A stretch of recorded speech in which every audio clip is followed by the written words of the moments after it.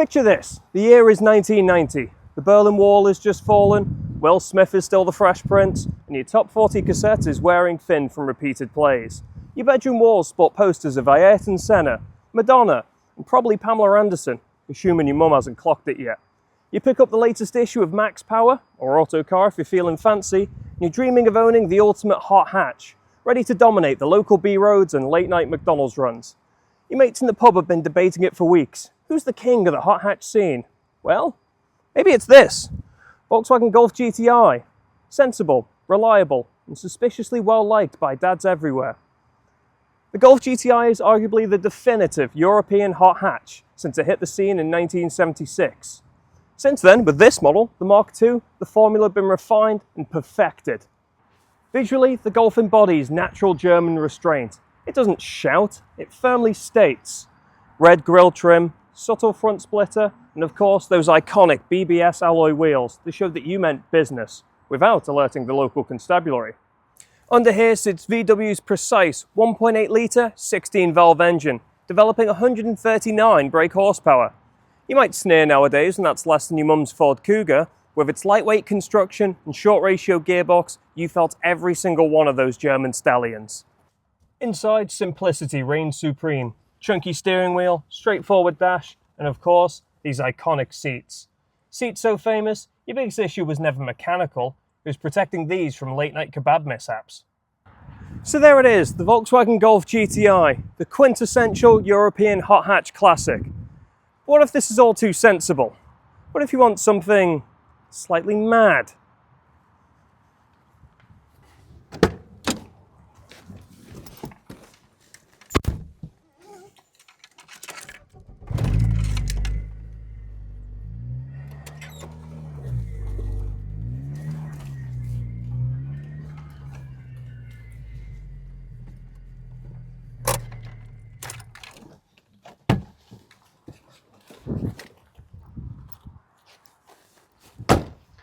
Enter this, Vauxhall Astra GTE.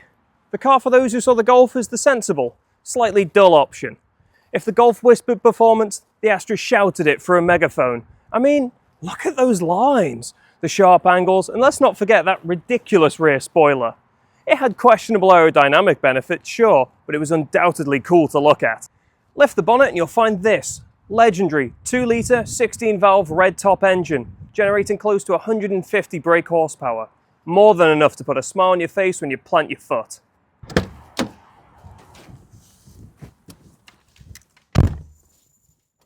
Inside, the headliner has to be the digital dash. Your mates' Fiestas and Escorts, they had dials like your mum's cooker, but you had the future right here. And yeah, sure, some of the switches in here felt a bit plastic fantastic, but I'll let you in the secret. I don't care, I'm checking out my Knight Rider dash. But that's enough of the theory. How do these cars actually drive? Let's address the elephant in the room. The Astra is faster. It's got the bigger engine, it's got more horsepower. When you're absolutely thrashing it in a straight line, you leave the Golf behind. But the Golf, it's all about balance. It may not have the raw power, but it has that sense of purpose, like a proper precision tool. The steering is absolutely spot on. Throw it into a corner and it will go exactly where you want it to go. The suspension is firm, yet forgiving, offering just enough compliance for pothole-ridden B roads.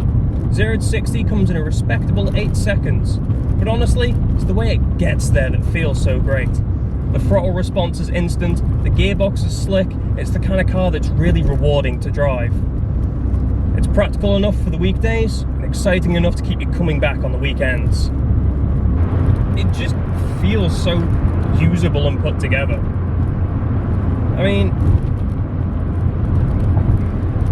you know, I spend the entire video going on about how this is the safe, sensible, boring option. It's safe and sensible for a bloody good reason. The Golf truly is a, dependable car. There's a reason they sold over 2 million of them. Because it works. It's not the most powerful or the loudest or the showiest or, and some people may think it is the basic kind of, pardon my French choice. when it comes to hot hatches. And before you drive one, you're like, oh yeah, another Golf GTI, but no. Then you get in it and you're like, maybe they're onto something. You drive a Golf GTI and you realise, oh, I've been a car hipster this entire time. No good reason. It's great. I'd 100% take this home. I would, any day of the week, take this home. 150,000 miles, don't even know to sit on this. It's just brilliant. It works. Stepping into the Astra is like swapping the whiskey for Jaeger bombs. It's immediately louder, edgier, more intense. Floor it and the torque steer practically wrestles the wheel from your hands, reminding you who's really in charge. Now listen to that. That is a real noise that you want to hear from a car. It's exhilarating, it's exciting, it's just raw emotion. And let's not forget the heritage. The Astra GTE has a phenomenal record in the British Touring Car Championship. And outside of that, there is a whole generation of working class heroes who became racing drivers in this very machinery. And for that, GTE will always be an icon.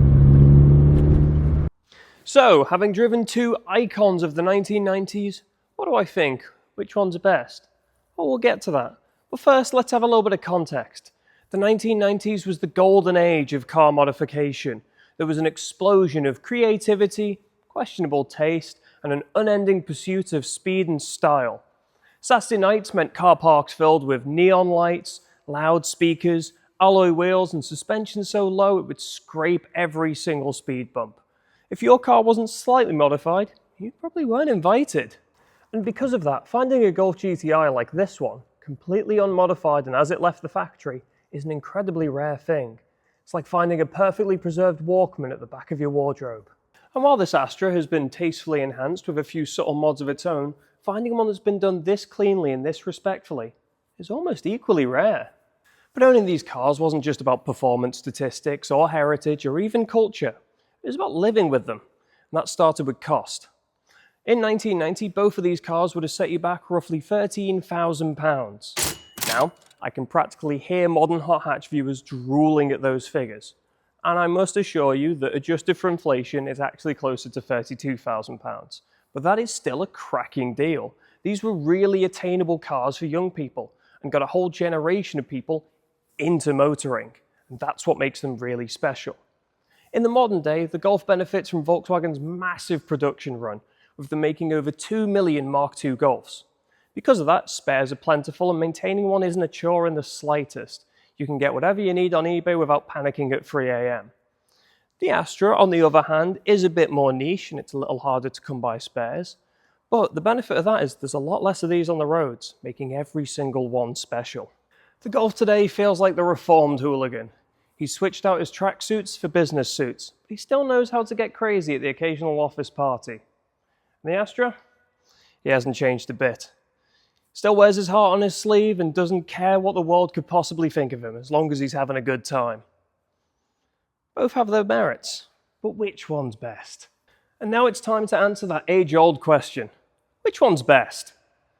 The question that's dominated human thought since the first caveman etched a top trump out of stone. The answer? Well, for fear of being accused of a cop-out, it's whichever one you grew up dreaming about. No, seriously. These cars entered a lot of people's lives at the most formative driving years that they'll ever have, when they were young, impressionable, and looking for fun. And that love that they first found when they drove these cars is what keeps them in the motoring community today. And for that, whichever one of these you dreamed about or drove or knew someone that had, they'll always be special. And they're icons of what is, frankly, a dying breed. If you wanted a modern Golf GTI now, you're looking at over £40,000. And the Astra? They don't even make them like this anymore. Which is exactly why I've brought them here, to our state-of-the-art facility at Manor Classics, where both of these titans of the hot hatch industry will be going under the hammer in our April sale. So if you're looking to relive the teenage dream, or have the car that your parents flat out refuse to let you have, now's your chance. And so that's the end of our video. Let us know in the comments, Astra GTE or Golf GTI. Make sure to subscribe, like the video, and hit that bell for notifications when we release our videos. And check out our other social media platforms. Just search up Manor Park Classics. I've been Lewis, it's been my absolute pleasure, and I will see you next time.